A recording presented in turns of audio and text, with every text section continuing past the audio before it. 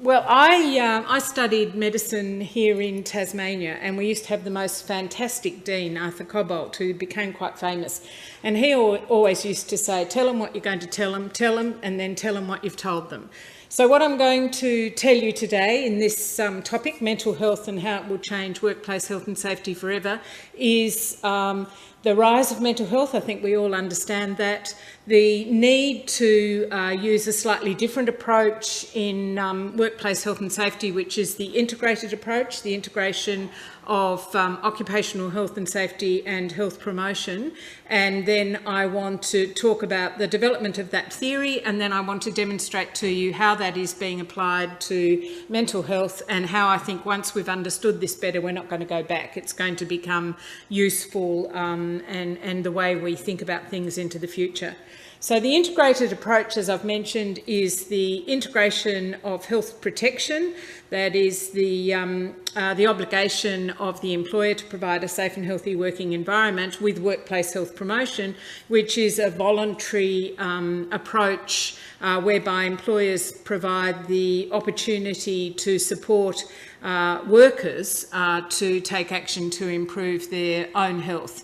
And this really has been talked about since the 90s, and it is said that the queen of the integrated approach, Gloria Sorensen at Harvard, came across this idea when she was trying to introduce quit smoking programs into foundries, and she had an aha moment when she looked around at all the toxic fumes all around the workers and thought, maybe they're not going to take workplace health promotion seriously whilst they're still dealing with these issues in the workplace. And so she realised that there was a connection and has been exploiting it ever since. So if we just talk a little bit, first of all, about the rise of mental health. This is the rate of serious claims. This is out of Safe Work Australia data. It's going from showing this since 2000, about the year 2000 up to 2013. And it's accepted claims, so it's serious claims that have been off work for a week and they're accepted. So if you look at the blue line, that's incidence, and the red line is frequency.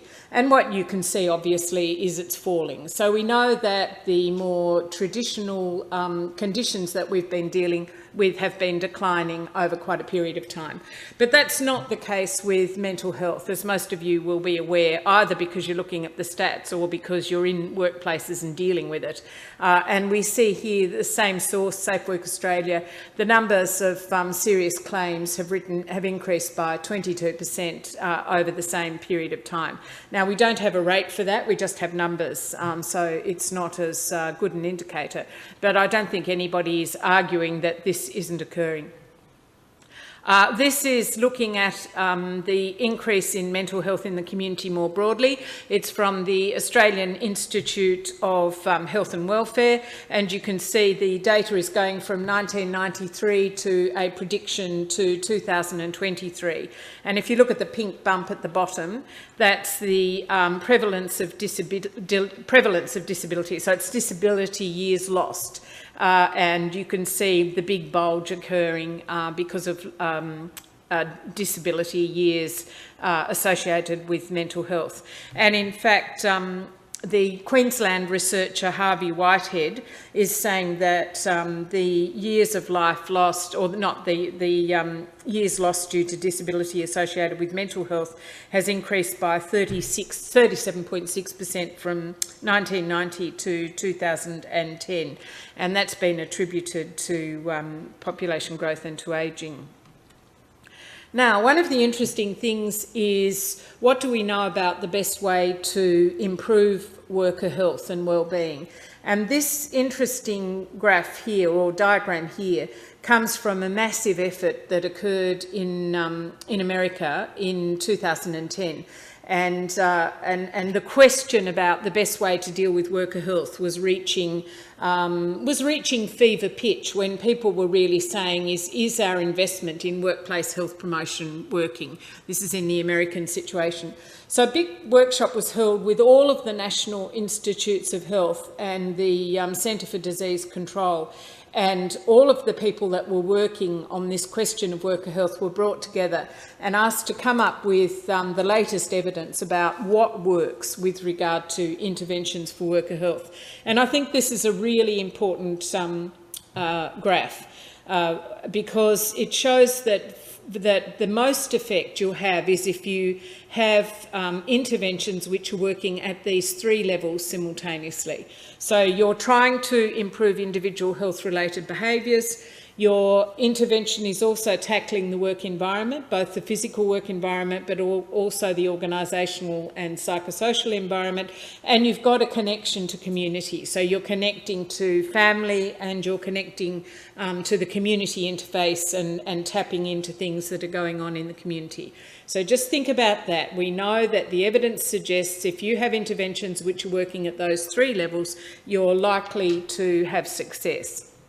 Now let's go back in history and look at the issue of mental health in workplaces. So in the 1980s, there began to be a bit more of a consciousness about this issue of stress in the workplace.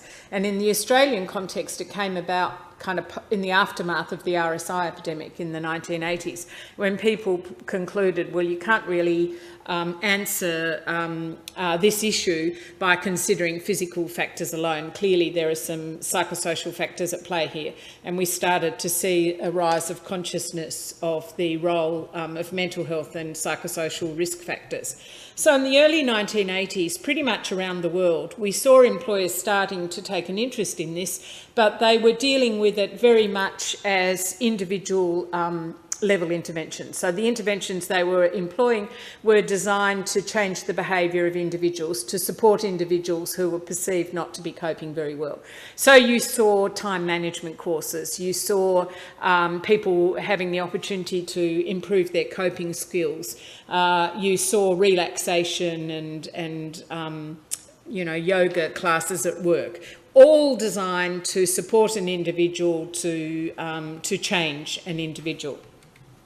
And this caused some frustration to people who work in occupational health and safety, because they could see that there was another side to all of this, which was the working environment and the way work was organised and the way people were managed.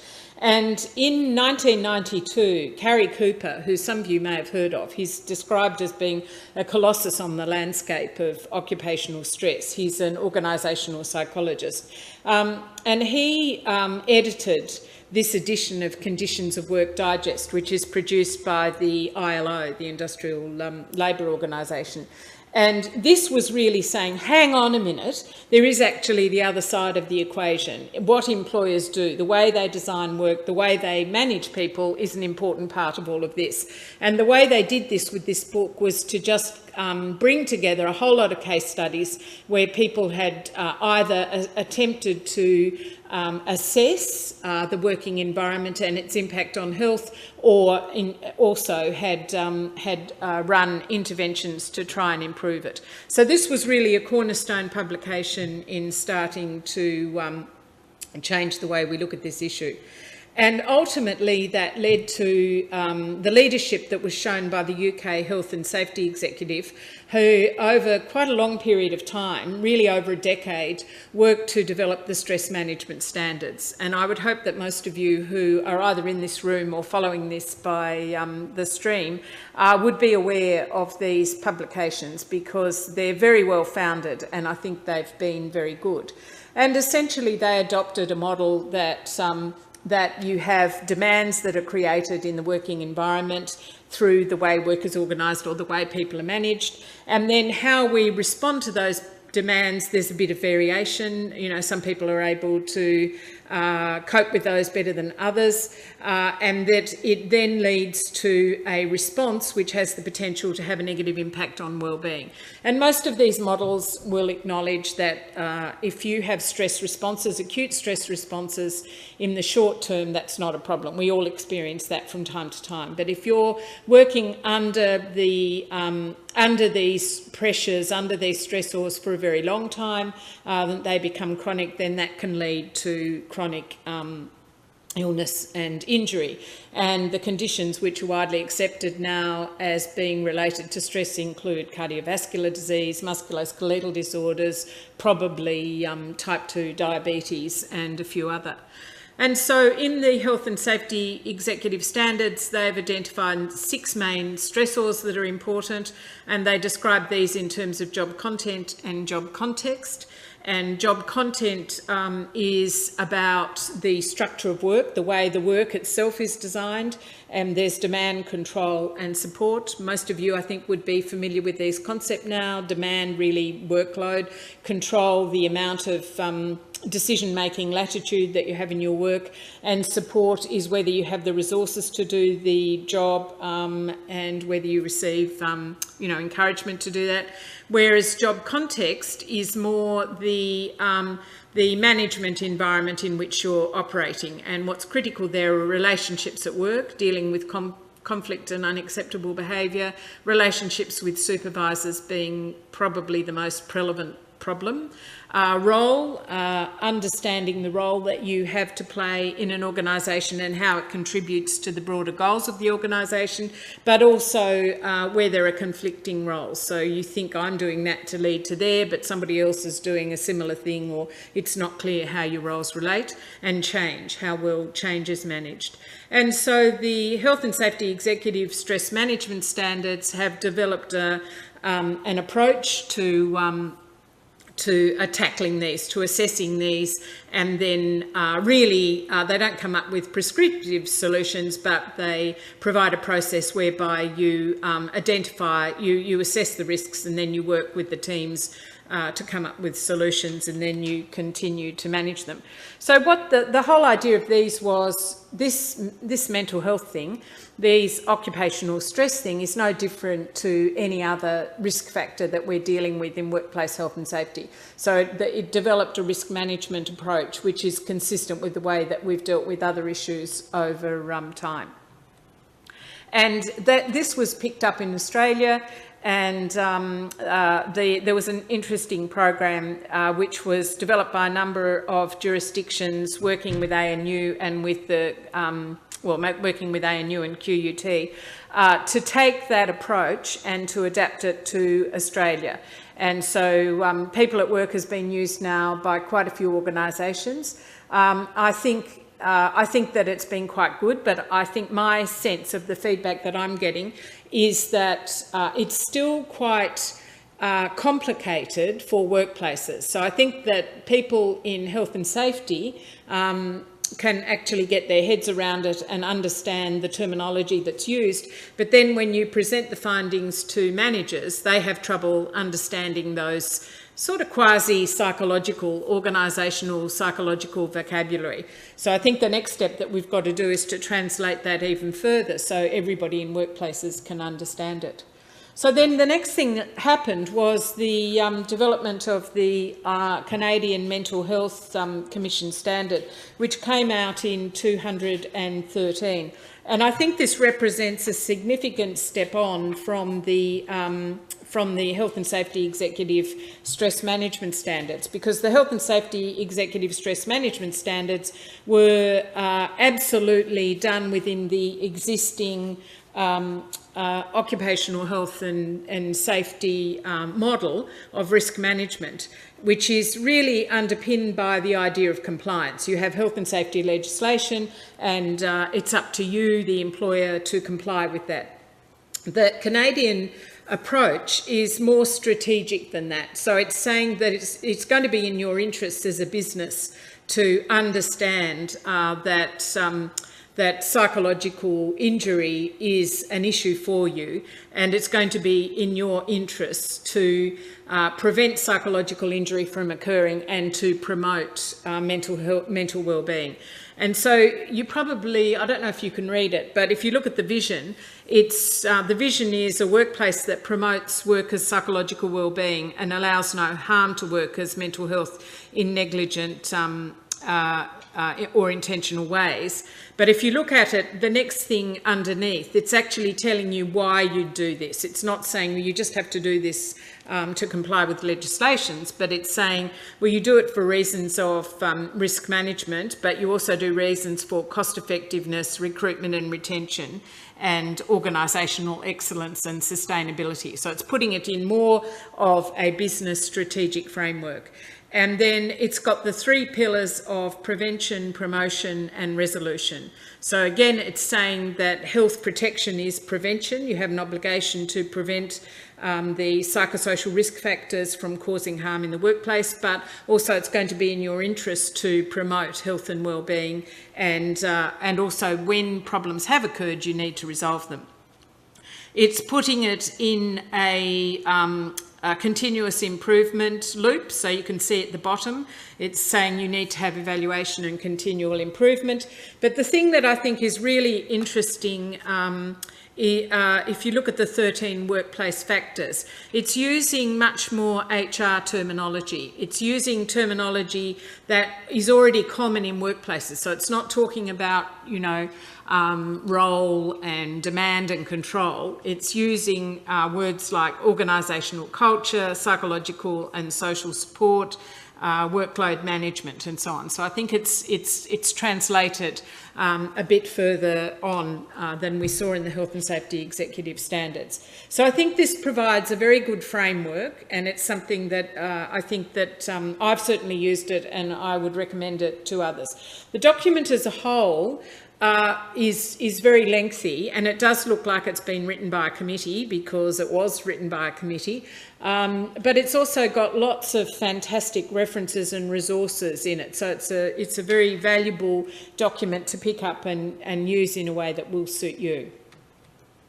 So what I've talked about there is a brief history of occupational stress and how we started off at managing it in a quite inadequate way just at the individual level, and then we moved to the opposite with the Health and Safety Executive Standards and looked at it in an environmental sense, and then we moved to the Canadian standard, which looks at it more as a strategic business issue.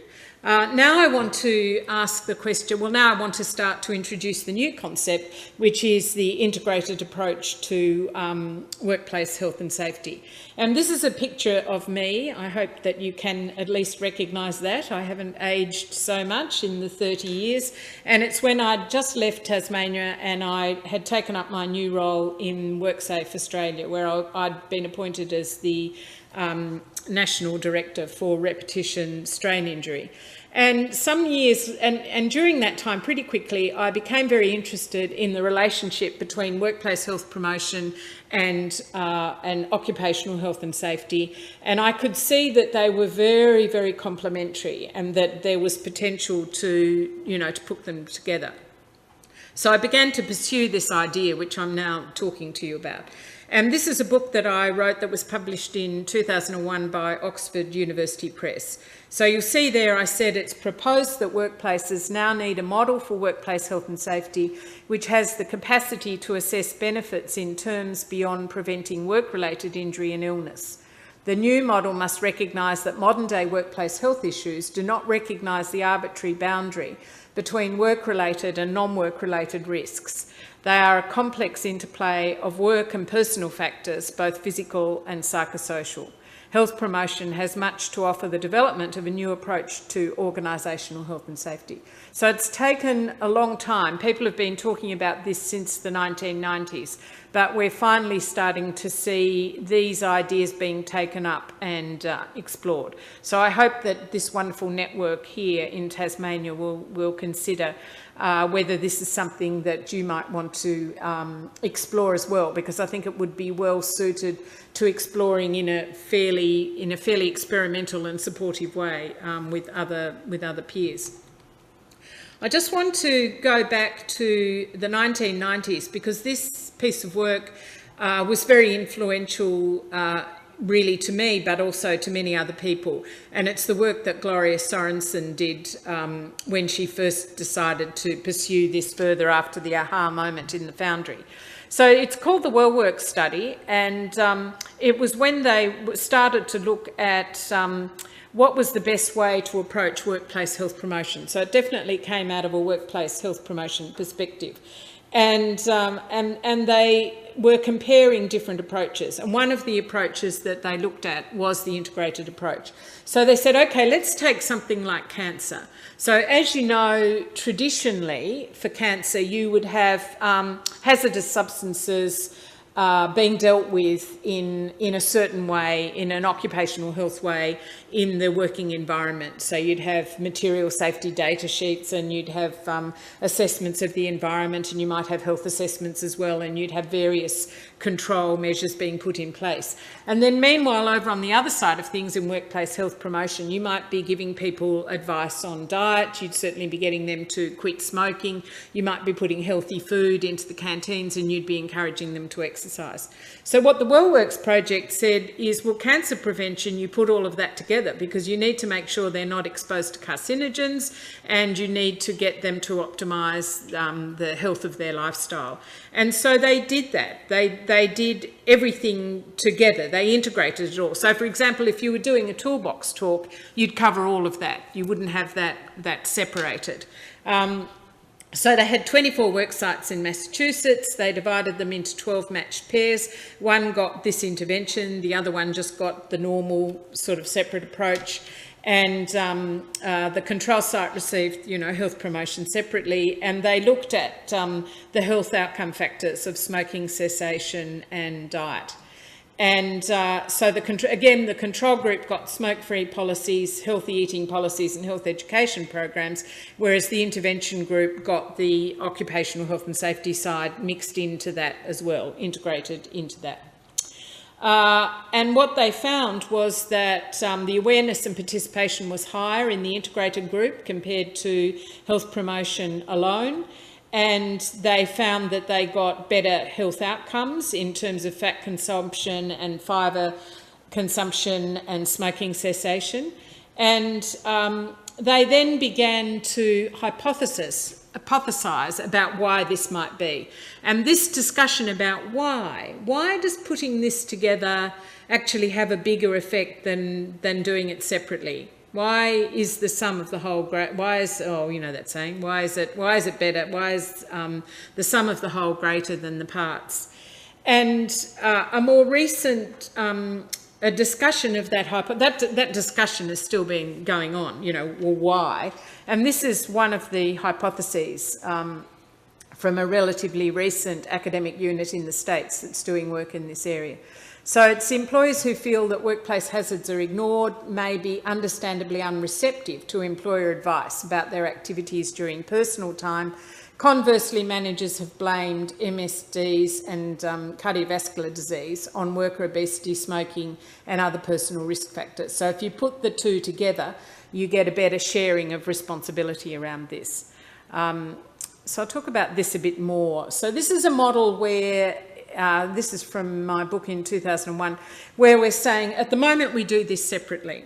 And at the moment, the way we work is a health protection model, and we're trying to control losses. We're trying to control risks, and we're trying to control losses. So we describe, we separate out work-related conditions from non-work-related conditions.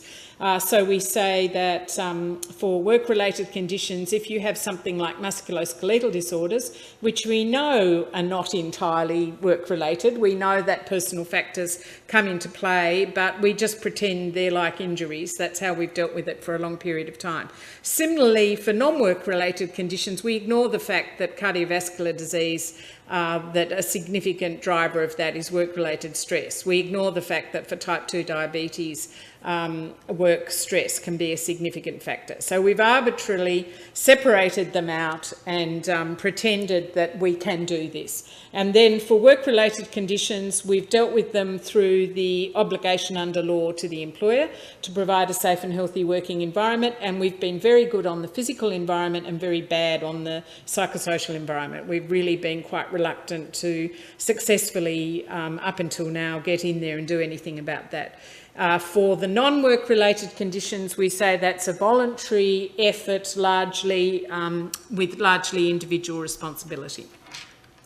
So in an integrated approach, the model would look like this. We're going beyond compliance, we're going beyond controlling risk factors, we're trying to get organisational gains, we're trying to improve productivity, that's our goal, and in turn that will give us social capital gains.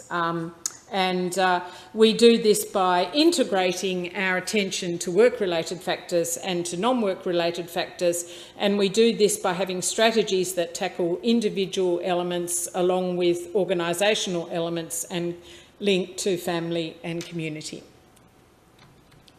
So this is another way of saying the same thing. So if you look at the curve at the bottom, what we were on before was minimising harm, achieving compliance with legislation, and we were aiming for the absence of illness, injury and incidents, and cost minimisation. And now we've moved into a much more strategic approach. It's not just about complying with the legislation, it's actually good business sense. We want to achieve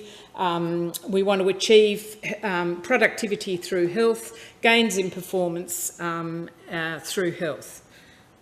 And so we often see now in relation to mental health that manufacturing companies who've really had a strong focus on the physical environment have run out of road. You know, they've got their lost time injury frequency rate down to a very low level, and they're kind of, well, you know, where do we go from here? And they know they should be doing something about mental health. They know they should be doing something, but the frameworks haven't really, the conceptual frameworks haven't given them an opportunity to do that. And when they come in and start to think about more of a broader health framework, it gives them some latitude to move and gives them the opportunity to develop a new approach to strategy.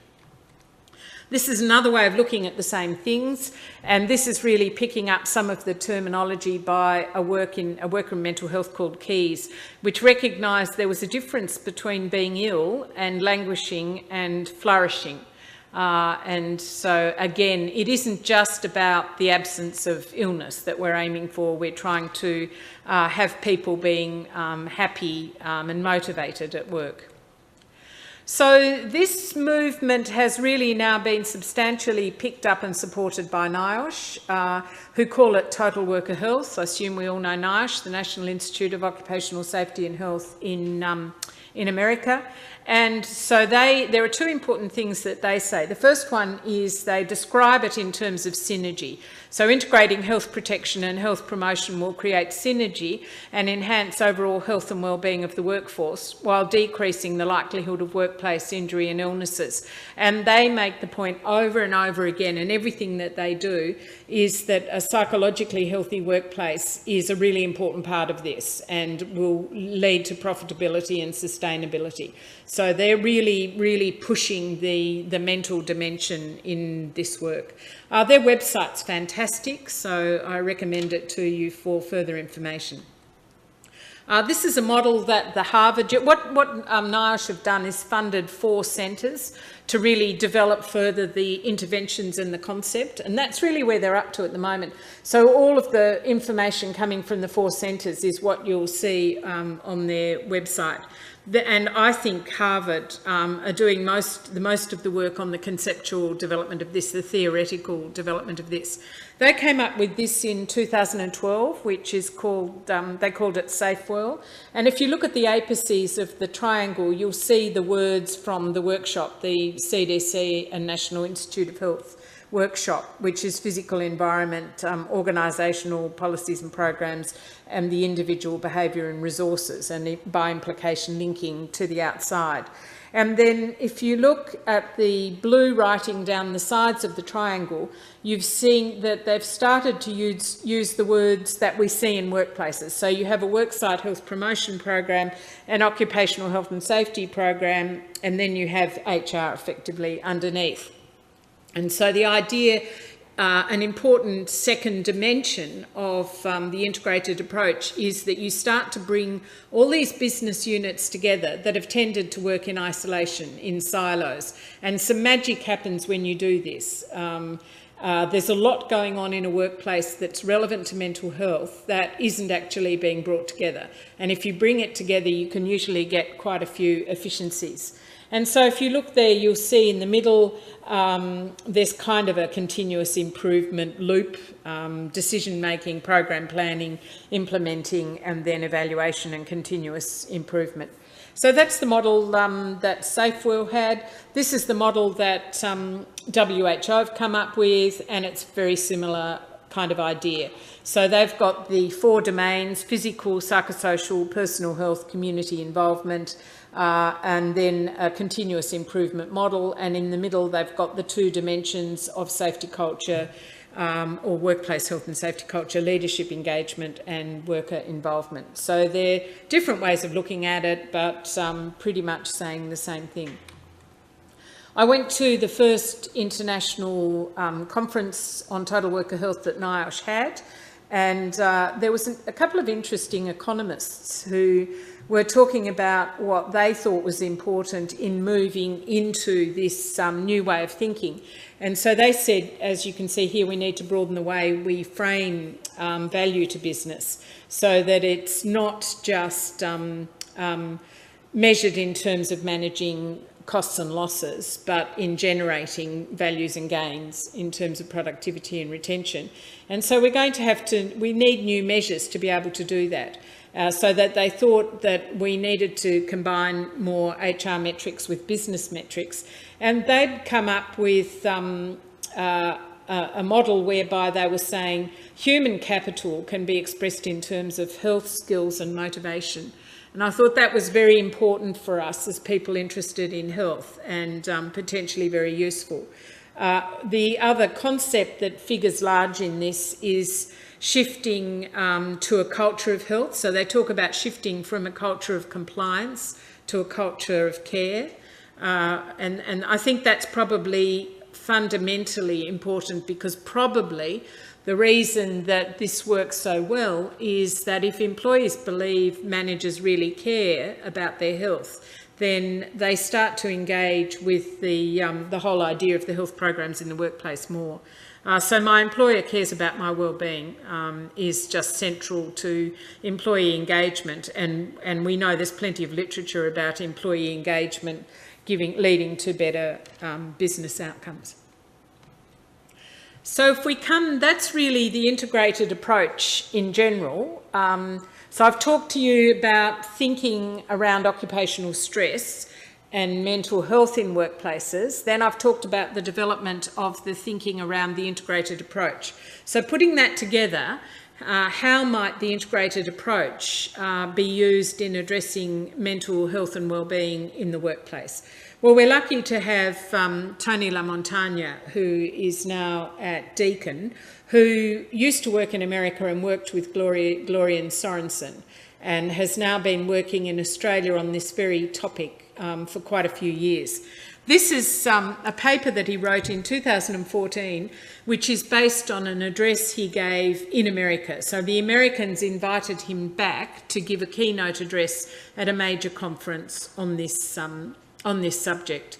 And essentially his model, which he's been using, which has got some similarities with the Canadian standard, is that we want to prevent harm. So that's really the occupational health side of things, identifying psychosocial risk factors and managing those. But we also want to promote the positive. So we want to promote health and wellbeing. So that's really using positive psychology, which is a relatively new discipline.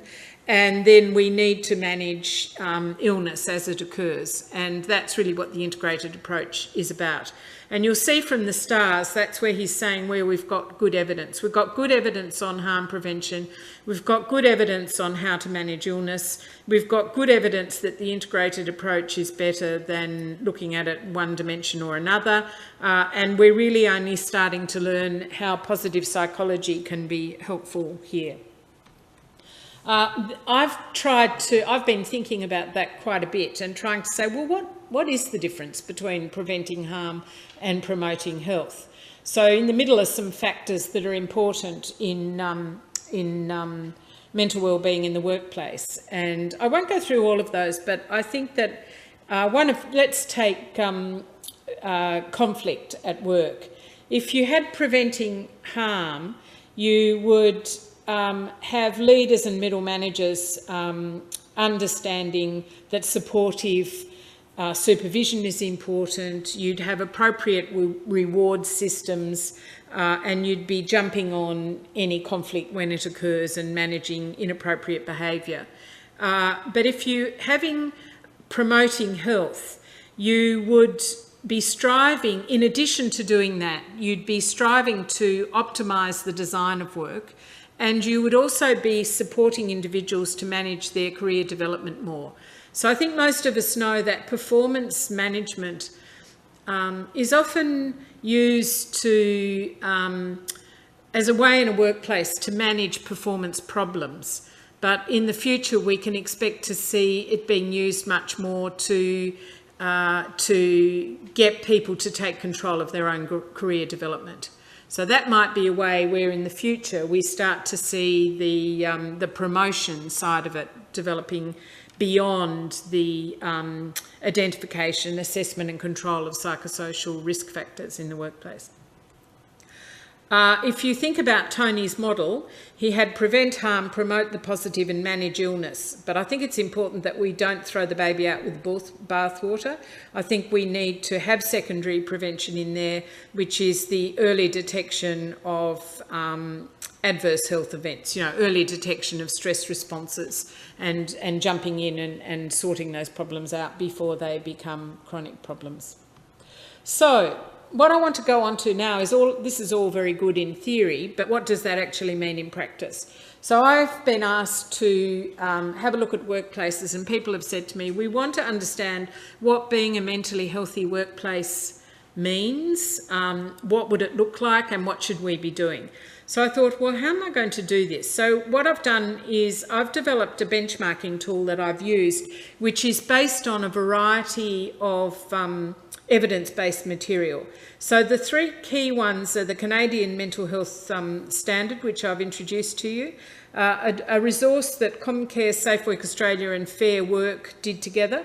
What I liked about this was that it brought Fair Work in, so it was extending out to the kind of HR side and picking up what People at Work says for the identification of psychosocial risks.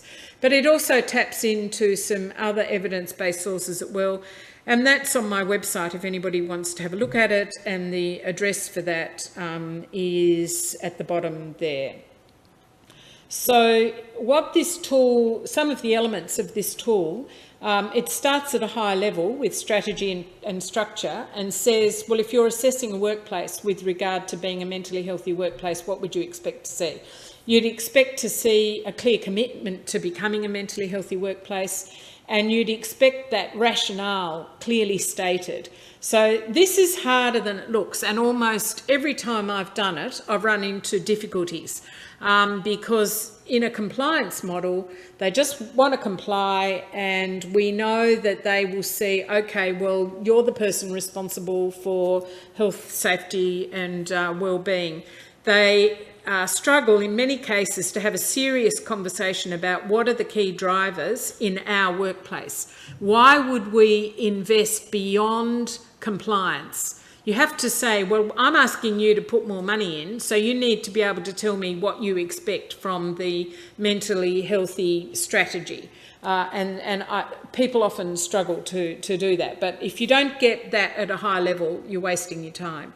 Then the mentally healthy workplace strategy needs to be integrated across HR, workplace health and safety, and workplace health promotion. And in health industry, you'd want quality in there as well. So you need to be working right across the business unit, and that's a really important aspect. And then you need evidence of integration of that. So it's not just that you've consulted, but that there's real evidence of collaboration and cooperation. And in fact, Harvard have developed a tool for assessing the extent to which integration is occurring. So if you go onto the Harvard website, you should be able to find that, or I can give you a link. I haven't put it there, so I can get people that information if you want it.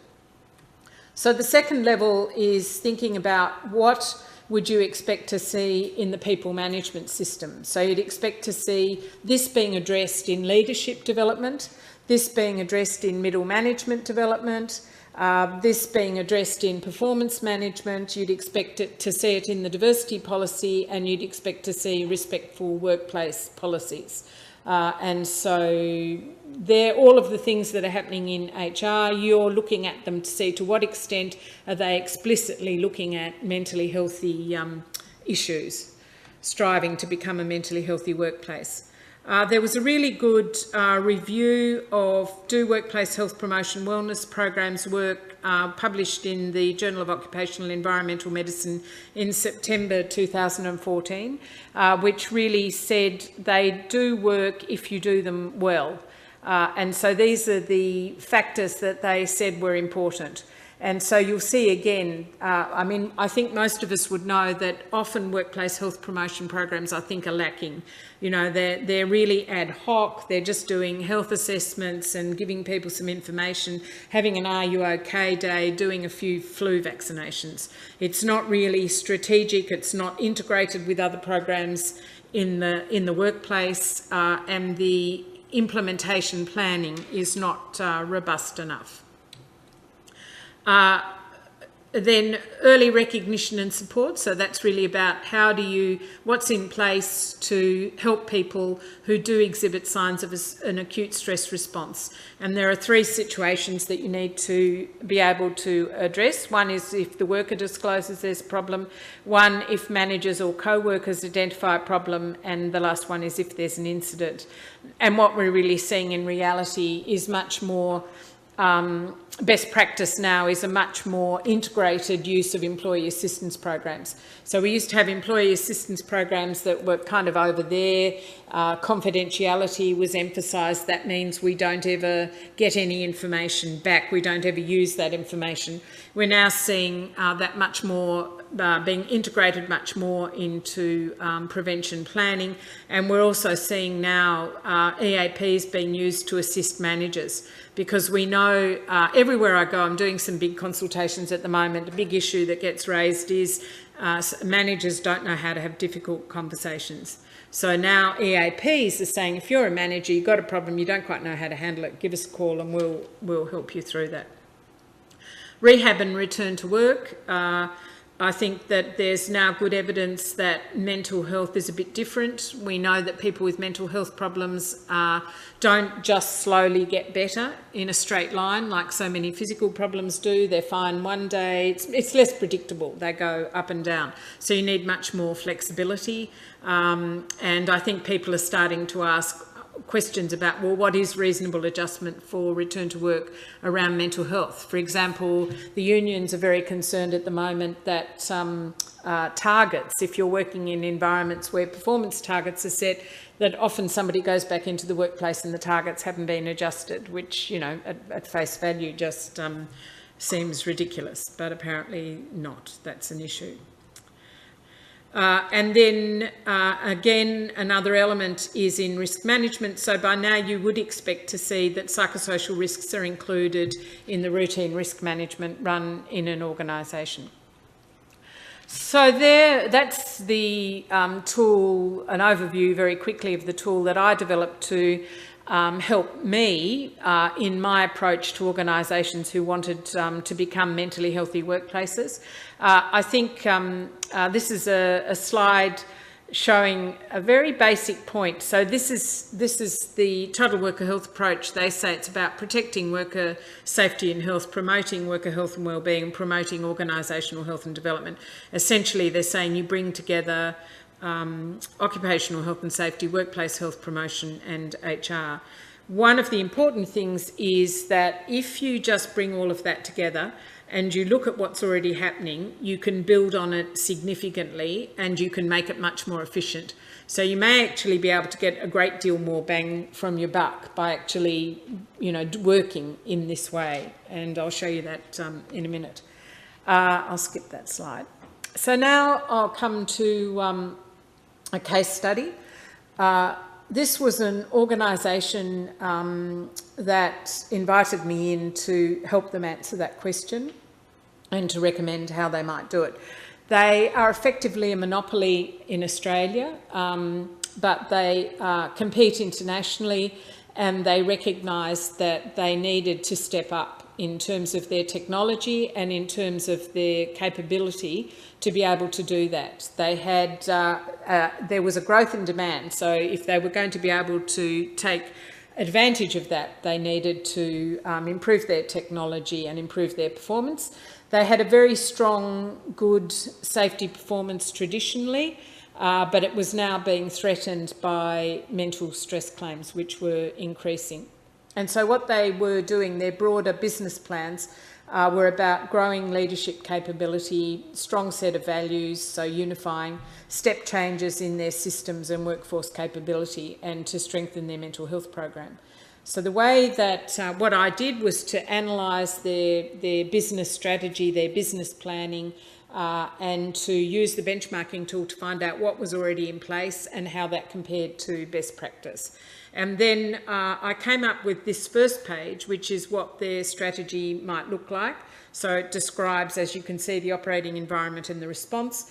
Then I said the quality of working life factors that are important in this organisation. And what I've listed there is ones that are similar to the health and safety executive set, but they come out of the EU, so it's been developed a bit further, and they don't know what the ones are in their workplace yet. So I've said once you start using people at work, you'll be able to refine that. So let's just go with a generic list for the time being.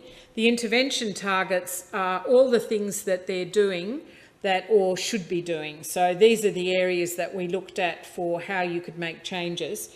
And then in the purple box at the bottom, we've got other mental health factors of importance to workers. So these were the ones, the non-work related factors. And we had some information from their health portal, but for the starting point, I just put in a generic list that came from WHO. So this is what we know workers generally say are important factors. So you can see that it's not just looking at the work-related factors, it's bringing in the non-work-related factors as well. And then the proximal outcomes and the outcomes are the key performance indicators that we could be aiming for with this strategy. So in the short term, you'd expect to see knowledge and awareness changing in leaders and managers and workers of the integrated approach. And in the UK, they've really ended up emphasising leadership. They just think that managers need to really understand this a lot more than they have, so that they can lead greater attention to the design of work and understand how their own leadership styles have an impact on health and wellbeing. Self-efficacy is an important measure, so that people feel they have enough information and can start to manage their own mental health at work and outside work. Participation in the program, that measuring the psychological hazards using people at work, and reporting of supportive management. So in the employee opinion polls, in the employee opinion surveys, that people are saying that they feel management is supportive.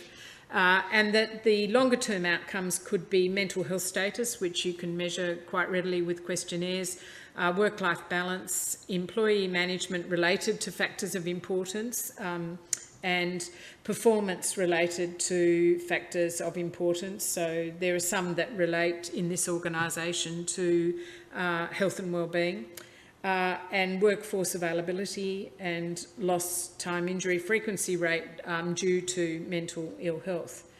And then the way to do this, we came up with primary, secondary and tertiary. So the primary related to system level change and to individual level change is shown here. And this is both prevention and promotion of mental wellbeing. So the system level change was design of work, and that was really saying that the way they could do that was, first of all, confirm the quality of working life factors that were important in this organisation. So they'd already started to use people at work. So people at work would tell you which are the ones that are important. And then for their existing work processes, they should just start to put that approach into their routine workplace health and safety risk management process. But for any new work processes, they should be doing a mental health impact assessment.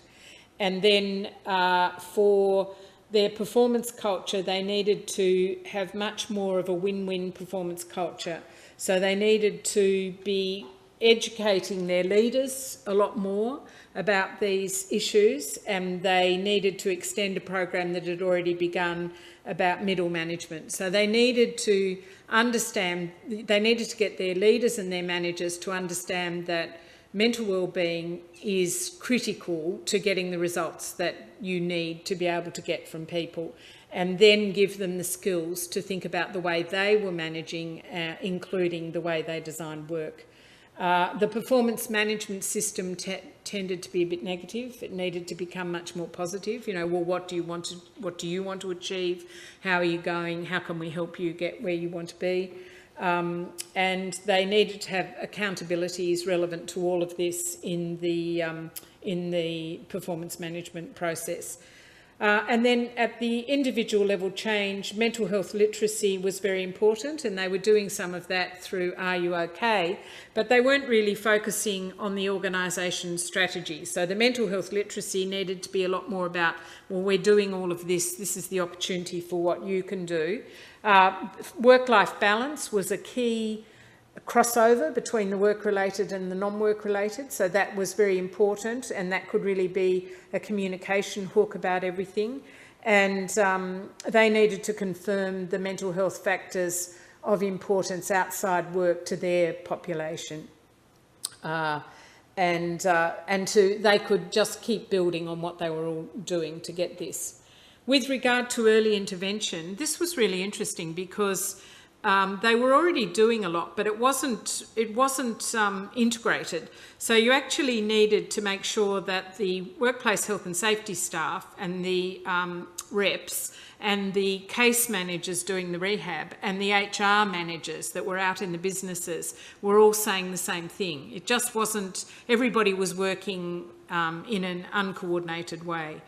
They needed to optimise the utilisation of EAP, so they needed to bring that up to best practice, and they could build further on what they were doing in their health promotion program about Are You OK? With their peer-to-peer support programs.